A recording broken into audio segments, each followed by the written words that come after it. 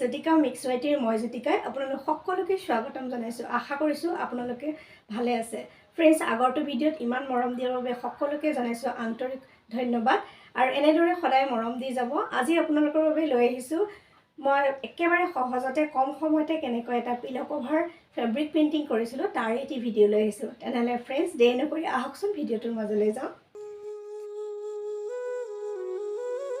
Friends मैं এটা pillow कभार लैसो और पिलो कभार तो फ्रेमत एनेक लगाई लैसो लगार लोৱাৰ পিছত এডাল फ्लैट ब्राश लैसो और येलो कलर लाइट येलो एटु colour light yellow colour to the flat ब्राशेरे एकेबारे साधारणকৈ মানে এনে लगाई গৈছো सिम्पलকৈ কৰিছো আৰু কেনেকৈ কৰিছো আপোনালোকে স্ক্ৰীন ৰখাকৈ ভিডিওটো চাই থাকিলে নিশ্চয় বুজি পাব একেবাৰে কম ৰঙেৰে সৈতে মই পিলো কভাৰটো কৰি দেখুৱাইছো येलो कलर व्हाइट कलर আৰু এটা লৈছো গ্ৰীন कलर लाइट ग्रीन আৰু এটা লৈছো 3D আউটলাইনাৰ হোৱাইট এইকেইটা ৰঙেৰে মই পিলো কভাৰটো কৰিছো আৰু আজি ফুল কৰা নাই আজি অকনমান ইউনিক লুক এটা দিবলৈ ট্ৰাই কৰিছো আপোনালোকে এই ডিজাইনটো ধুনিয়াকৈ বেডশিটত বা পেড কভাৰত ধুনিয়াকৈ কৰি ল'ব পাৰে এনেকৈ কৰিলে দেখিবলৈ ভাল লাগিব আৰু কেনেকৈ কৰিছো স্ক্ৰিপ্ট নকৰাকৈ ভিডিওটো চাই থাককচোন আৰু একেটা প্ৰসেছতে কৰিছো মাজে মাজে মাত্ৰ অকনমান শেডিং দিছো কিন্তু একেবাৰে কম দিছো শেডিং আৰু কেনেকৈ কি কৰিছো সকলোবোৰ আপোনালোকে চাই থাকিলে বুজি পাব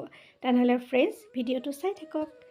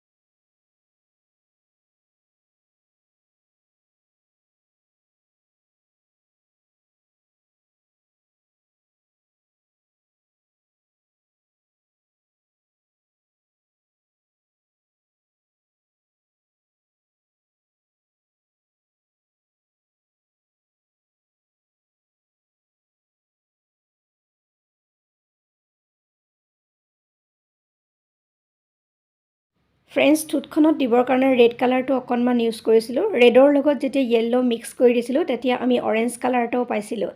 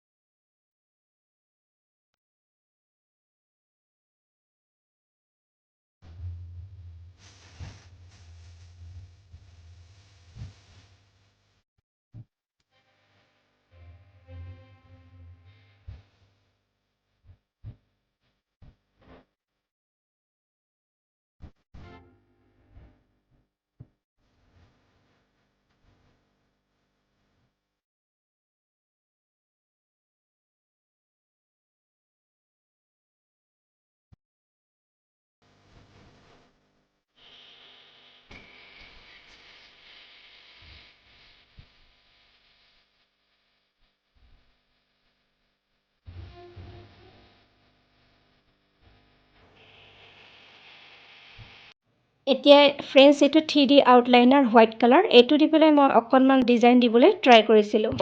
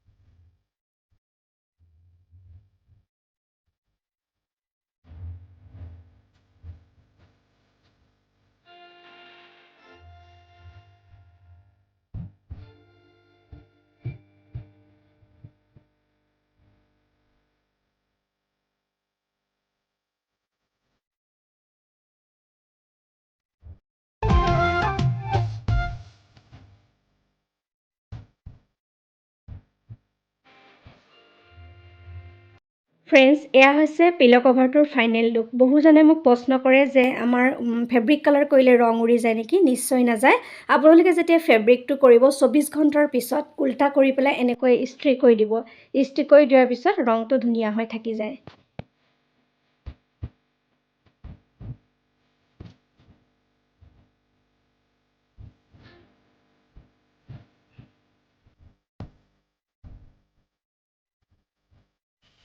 এতিয়া ফ্ৰেণ্ডছ কওকচোন পিলো কভাৰটো কেনেকুৱা লাগিল? যদি ভাল লাগিছে তেনেহ'লে লাইক কৰিব, কমেণ্ট কৰিব আৰু চেনেলটো ছাবস্ক্ৰাইব কৰিব আৰু মৰম দিব। ফ্ৰেণ্ডছ, এই পিলো কভাৰৰ যিটো ফেব্ৰিক পেইণ্টিং কৰিলোঁ একেবাৰে সহজ হয় আৰু এইটো আপোনালোকে ধুনীয়াকৈ বেড কভাৰ আদিত ধুনীয়াকৈ কৰি ল'ব পাৰে, দেখিবলৈ ধুনীয়া লাগিব। তেনেহ'লে আজিলৈ আহিছোঁ। আপোনালোক সুস্থ থাকক, ভালে থাকক তাৰে কামনা কৰিছোঁ। পুনৰ নতুন কাম লৈ আকৌ অহাৰ প্ৰতিশ্ৰুতিৰে মই জ্যোতিকা সকলোৰে পৰা বিদায় লৈছোঁ। নমস্কাৰ।